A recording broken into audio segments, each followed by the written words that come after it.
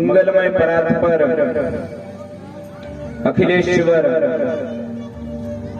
अकारण करुणा वरुणालय भक्तवांछा कल्पतरु तड़ित विनंदक पीतांबरधारी मोर मुकुटधारी श्री वंशीधारी की वांगमय प्रतिमूर्ति स्वरूप श्रीमद् भागवत महापुराण को नमन करते हुए, यज्ञ नारायण भगवान को नमन करते हुए, देव नारायण भगवान को नमन करते हुए, हनुमान जी महाराज के चरणों में नमन करते हुए आज प्रथम दिवस की कथा में प्रवेश करते हैं।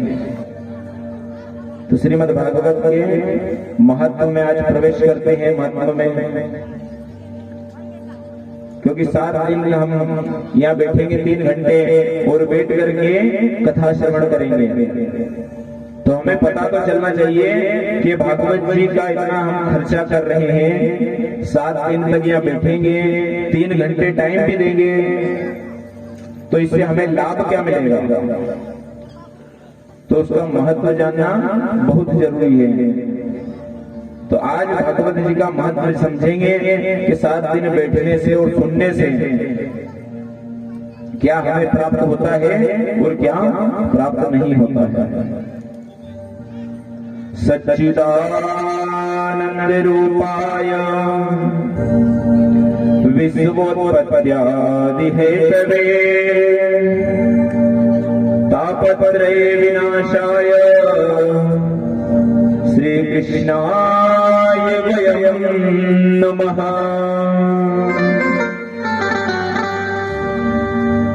भगवान का स्वरूप कैसा है? सद्घन चित घन आनंद घन।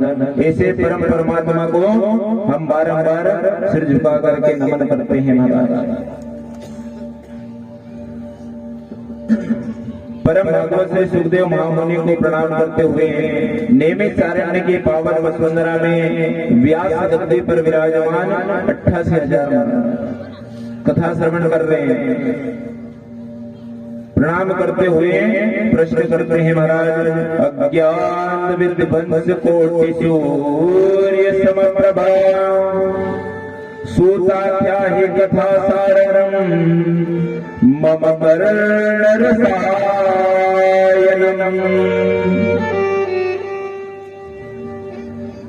प्रणाम किया महाराज। कहते हैं सोनक जी, हम लोगों का हृदय है ना, हमारे मन की इच्छा नहीं होती कि हम जाकर के भगवान की पूजा कर लें, कि भक्ति कर लें। भक्ति कैसे करेंगे महाराज? इच्छा होती नहीं है। मंदिर जाएंगे तो मंदिर में जाने की इच्छा नहीं होती है। भगवान के प्रति हमारे मन में कोई प्रेम नहीं है, उनके लिए हमारे दिल में प्रेम नहीं है महाराज, जगह ही नहीं है। तो ऐसी कोई सार रहित कथा श्रवण करवाओ महाराज कि हम भी ठाकुर जी से प्रेम करें, कि भगवान से प्रेम करना सीखें। ऐसी कोई आप सार रहित कथा श्रवण करवाओ महाराज। क्योंकि अभी युग कौन सा चल रहा है महाराज? कलयुग। तो कलयुग में जो सबकी मति है ना, वो सब मलिन हो गई है। बुद्धि हमारी सबकी खराब हो गई है। हम करने धर्म का कार्य जाते हैं और कुछ उल्टा काम करके घर आ जाते हैं। भगवान का ना तो भजन करना जानते हैं और ना ही उनका यज्ञ हवन भागवत कराना जानते हैं, ना कथा सुनना चाहते हैं। तो प्रभु ऐसे कोई हमें सार रहित कथा श्रवण करवाओ कि हम भी भगवान से प्रेम करें। क्योंकि आपके लिए तो कुछ भी दुर्लभ नहीं है। आपको तो गुरु महाराज का आशीर्वाद प्रदान है ही है। अब ऐसा उन्होंने महाराज प्रश्न किया और कहा कि महाराज हम गए थे ऋषि के पास कथा श्रवण कराने के लिए, नहीं प्रभु हमें भी कथा श्रवण करवा। तो उन्हें हमें डांट करके भगा दिया कि नहीं, आपको कथा श्रवण नहीं करेंगे। क्योंकि अमृत का कलश लेकर के गए थे और कहा अदले बदले की बात करी। राजा परीक्षित जी को मृत्यु का श्राप लगा था 7 दिन में मरने का। सुखदेव जी महाराज कथा श्रवण करा रहे थे। उसी समय देवता जितने भी है सब गए थे पास में सुखदेव जी महाराज के पास कि प्रभु ये कथा हमें श्रवण कराओ और बदले में ये अमृत का कलश आप ले लो। ये अमृत राजा परीक्षित जी को पिला दो तो राजा परीक्षित जो है ना वो अमर हो जाएंगे। वो अमर हो जाएंगे और उसके बदले में हमें कथा श्रवण करवाओ। सुखदेव जी महाराज ने डांट करके भगा दिया, कथा श्रवण नहीं कराई महाराज, सबको भगा दिया डांट करके। ब्रह्मा जी के पास में मुंह लटका करके कि महाराज ऐसा क्या है उस कथा में जो हमें श्रवण नहीं कराई। ब्रह्मा जी को भी पता नहीं कि महाराज ये भागवत जी में ऐसा क्या है जो अमृत देने से भी हमें कथा श्रवण नहीं कराई। अब ये तो हमें तभी पता चलेगा कि राजा को कथा श्रवण करने से क्या फल मिलता है। जब वो राजा 7 दिन बैठ करके कथा श्रवण कर लेगा, उसको क्या फल मिलेगा और क्या फल नहीं मिलेगा, तभी हमें पता चलेगा महाराज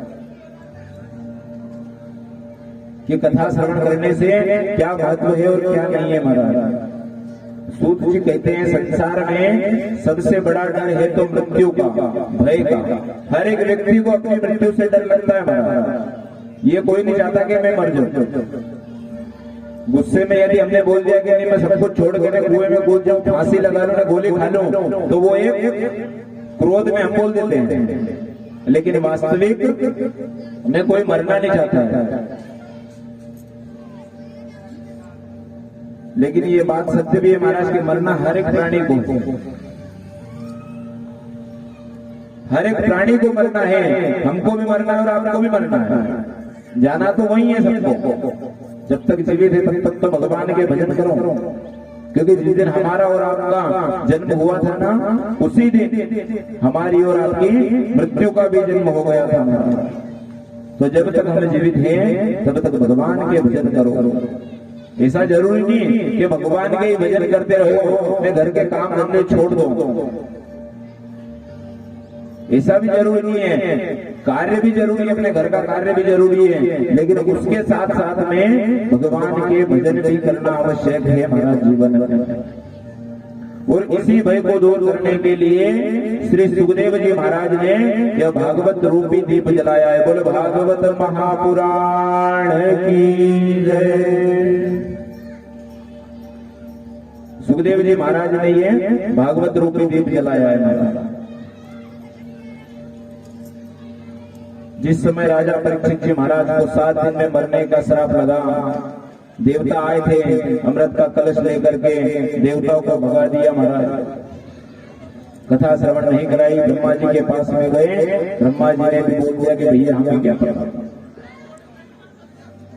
किससे क्या फल मिलता है और क्या फल नहीं मिलता है महाराज। तभी से लेकिन जब पता चला राजा परीक्षित जी को, श्री सुखदेव जी महाराज ने 7 दिन तक बैठकर निरंतर कथा श्रवण कराई और राजा परीक्षित जी मोक्ष को प्राप्त हो गए। तभी सभी ने उद्घोषणा कर दिया कि कलयुग में सबसे सर्वश्रेष्ठ है तो वो क्या है, श्रीमद् भागवत महापुराण। केवल 18 पुराण में यही एक पुराण है महाराज कि जीव का कल्याण करके ही छोड़ता है। भूत प्रेत की योनि में भी यदि कोई आकर बैठ जाए, विराजमान हो जाए, कथा श्रवण कर लेनी, जीवन भर पाप करें और पाप करते करते मर जाए और भूत प्रेत की योनि में कथा श्रवण कर ले तो भी मुक्ति मिल जाती है। 18 पुराण में एक यही पुराण है।